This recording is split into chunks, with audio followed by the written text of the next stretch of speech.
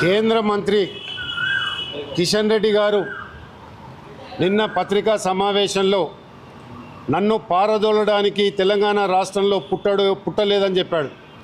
కానీ ఆల్రెడీ పుట్టి ఈరోజు గౌరవ ముఖ్యమంత్రి హోదాలో ఉన్నాడు.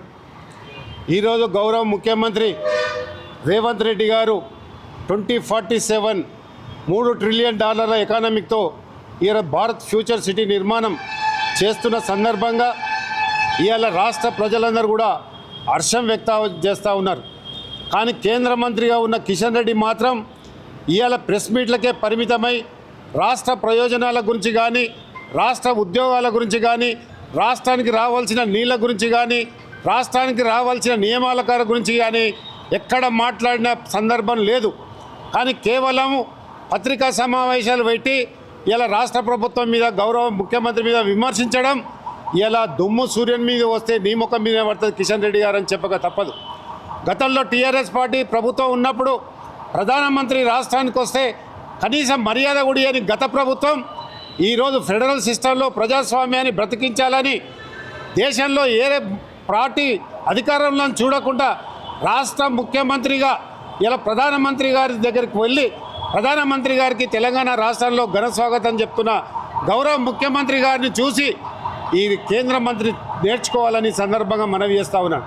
ఇలా కేంద్ర మంత్రిగా ఉండి కేవలం ట్యాంక్ బోర్డు ఉత్సవ విగ్రహంలాగా ఉండడం కాదు కిషన్ రెడ్డి గారు, మీరు తెలంగాణకు రావాల్సిన అన్ని వనరులపై మీరు కేంద్రం మీద ఎందుకు పోరాటం చేస్తలేరని సందర్భంగా మనవి చేస్తూ ఉన్నాను.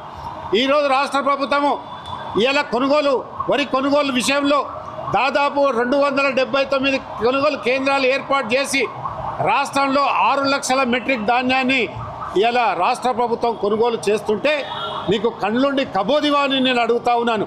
కేంద్రం దగ్గరకు పోయి మా ఒడ్లు ఎందుకు కొనవని నువ్వు ప్రధానమంత్రి గారి దగ్గరకు పోయి నిద్రపోతున్న కేంద్ర ప్రభుత్వాన్ని ఎందుకు అడుగుతలేవని సందర్భంగా మనం చేస్తున్నాం. నువ్వు కేంద్ర మంత్రివా లేకుంటే జిహెచ్ఎంసీలో ఒక కార్పొరేటర్వా? ఈ సందర్భంగా కిషన్ రెడ్డి గారిని డిమాండ్ చేస్తున్నాను. కిషన్ రెడ్డి గారు ఇలా గౌరవ ముఖ్యమంత్రి గారు భేషజ్వాల పోకుండా కేంద్ర మంత్రులను కలిసి ఇలా రాష్ట్రానికి కావాల్సిన అన్ని విషయాలపై వినతి పత్రాలు ఇస్తూ ఉంటే నువ్వు చేయవలసిన పని గౌరవ ముఖ్యమంత్రి గారు చేస్తుంటే నువ్వు మాత్రము ఇలా తయారై కేవలము పవర్ను అదేవిధంగా ప్రోటోకాల్ని ఎంజాయ్ చేస్తున్నావు. ఇది పద్ధతి కాదు. తెలంగాణ సమాజం నీ మీద ఎన్నో ఆశలు పెట్టుకొని తెలంగాణకు ఒక క్యాబినెట్ మంత్రి వస్తే సంతోషపడ్డాం. కానీ ఇట్లా దురదృష్టవశాత్తుగా ఇలా ఒక డమ్మీ, ఒక రబ్బర్ స్టాంపు మంత్రి ఉంటాడని మేము కలలో కూడా అనుకోలేదు. కనుక ఇప్పటికైనా ముఖ్యమంత్రి గారితో నిన్న ముఖ్యమంత్రి గారు ఒక మాట చెప్పారు బహిరంగ సభలో ఉప్పల్ బగాయత్లో, కిషన్ రెడ్డి గారు మీరు కేంద్ర ప్రభుత్వం దగ్గరికి అఖిలపక్షాన్ని తీసుకపోండి, అన్ని విషయాలపై చర్చిద్దామని చెప్తే నువ్వు మాత్రం కేవలం పత్రికా ప్రకటనలకి పరిమితమైనవు. తెలంగాణ సమాజం చూస్తూ ఉంది. ఇలా తెలంగాణ సమాజం నా గురించి బాగా తెలుసు అంటున్నావు. తెలంగాణ సమాజానికి తెలిసింది నువ్వు ఒక డమ్మీ మంత్రివని, అదేవిధంగా ఒక రబ్బర్ స్టాంపు కేంద్ర మంత్రివని తెలిసింది. ఇప్పటికైనా మీరు ఇవన్నీ మానుకొని ఏదైతే రేవంత్ రెడ్డి గారు గౌరవ ముఖ్యమంత్రి గారు చేస్తున్న భగీరథ ప్రయత్నానికి మీరు సహకరించకపోతే తెలంగాణ సమాజం మిమ్మల్ని బేషరతుగా బహిష్కరిస్తారని చెప్పడంలో ఎలాంటి అతిశక్తి లేదని సందర్భంగా కేంద్ర మంత్రిని డిమాండ్ చేస్తుంది.